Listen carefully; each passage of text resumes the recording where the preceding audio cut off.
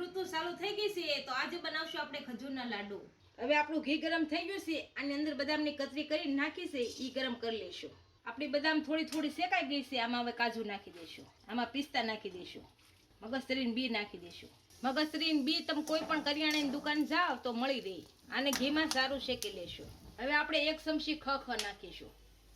આ બધી વસ્તુ સારી રીતના શેકાયેલી છે. હવે કાઢી લઈએ.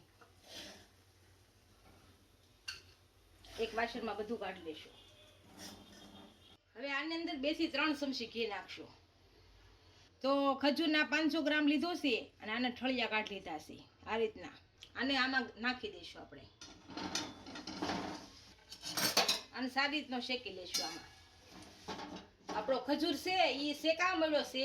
આ મિક્સ થઈ જશે, હાવ મિક્સ થઈ જશે. ખજૂર સારી રીતના શેકાઈ ગયો છે. આમાં શેકેલા ડ્રાયફ્રૂટ નાખી દઈશું. આ ટોપરું નાખી દઈશું. આ બધી વસ્તુ સારી રીતના ભળી ગઈ છે. ગેસ બંધ કરી અને નીચે ઉતારી લઈશું. આ આપણું થોડુંક ઠરી ગયું છે. આને લાડવા વાળી લઈશું.